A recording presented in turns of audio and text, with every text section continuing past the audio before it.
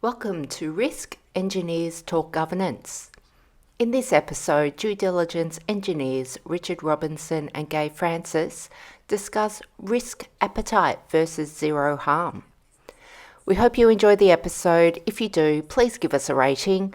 Also, don't forget to subscribe on your favourite podcast platform.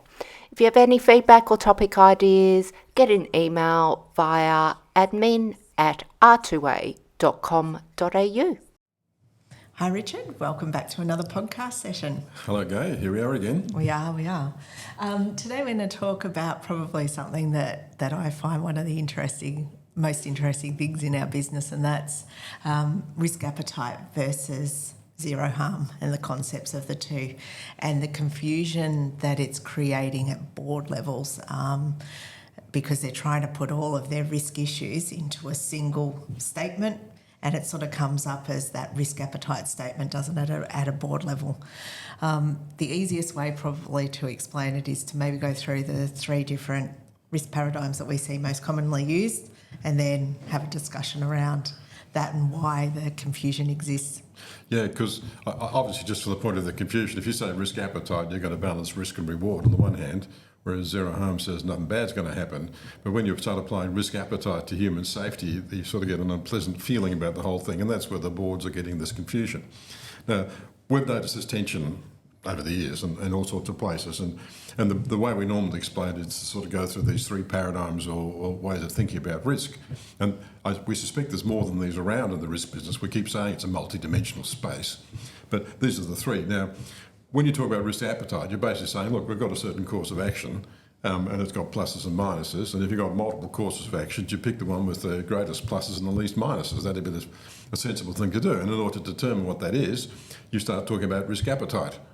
And that's the way the commercial people talk about it, because they're always talking about upside downside risk. That's the way they think. When you start talking about zero harm, that's the safety people. And the safety people are saying, we don't want bad things to happen. From a safety viewpoint, we just want to eliminate them.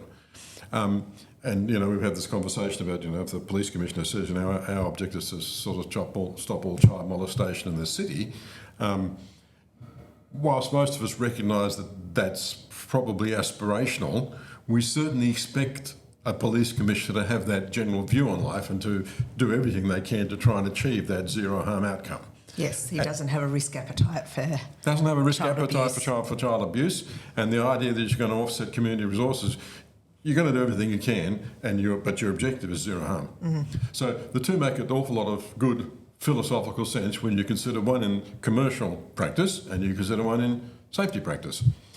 The place where it's sort of you get a synthesis, and we've sort of talked about this a number of times, is project due diligence, which is basically the essence of our text. Because if you have 100 projects that your business is contemplating, you'd systematically work through those, look at the upside and downside risk associated with each project, and if you can afford to do the top 10, you pick the ones with the greatest upside risk profile and the least downside risk profile, just from a sensible commercial viewpoint.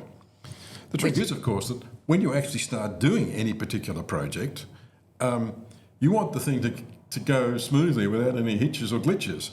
And that means you're basically saying, you're promising the upside risk position, and you're saying from that upside risk position you want a zero harm outcome. It'll be delivered on time, to budget, nobody gets hurt, and all the other good things. It'll deliver what it's supposed to deliver and all those things. Deliver.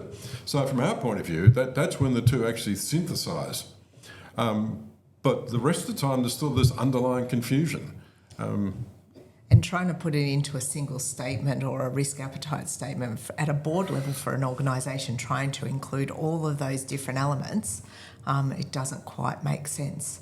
Yeah, and I've never quite understood it because, historically a lot of organisations used to split their commercial decisions and commercial risk management away from their safety decisions and their safety risk management. And whilst I understand that the two overlap to a point, one of the points of the WHS legislation, it basically doesn't say go and work out the cost benefit for controls. It basically says work out what can be done, and before you start thinking about costs, work out the possible practical control before you start thinking about costs, and then consider the costs secondarily.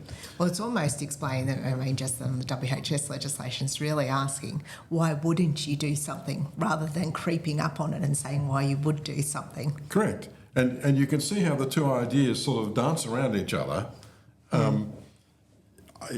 So far as we can tell, and when we make the remark that the risk is this sort of complex space and you can cut it through in different ways, my actual guess is that probably what you need to do if it's a commercial matter is cut it through with the commercial risk assessment tools, and if it's a safety risk matter, cut it through with a safety risk tools, which has a zero harm philosophy lurking in the background, and if it's project risk, well then you probably will be doing both. Yeah, I think the environmental factors, environmental organisations are getting more to the zero harm model. That's sort of the tendency to it there. Victoria's changed their legislation to be so far. But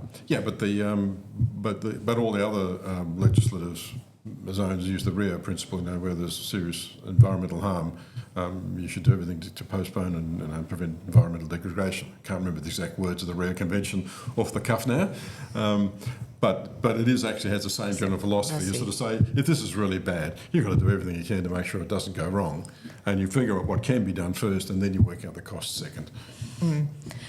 So I guess there's two courses of actions that boards or organisations can do. They can do the one that you just said and separate out the commercial issues from the safety issues, or you could have just an overall risk position statement that included all of those things. But I think the key thing, and the thing that we sort of try to educate boards on, is that there are those different ways of thinking about things, and you will get different insight depending on which risk paradigm you apply at the time. Well, you've always favoured the risk position statement because that does give the board a unified proposition without committing themselves. Well, I guess it's nuanced, but nuances are sometimes necessary. So that's quite interesting. Any final comments? I think it was just one of those ones that we'd sort of seen boards struggle with a little bit, and this insight, and I think the project one was sort of the one that brought those two concepts together. Well, I think it's more than that though, because you see the way we run the project one was, remember, you basically have the promised upside risk position and you do everything you can to make sure that nothing goes wrong. That is actually the safety position, and I've got to say that our experiences, I mean, we've done project due diligence reviews for about 10 million to about 3 billion Australian dollars worth. None of them ever gone over time and budget, have they?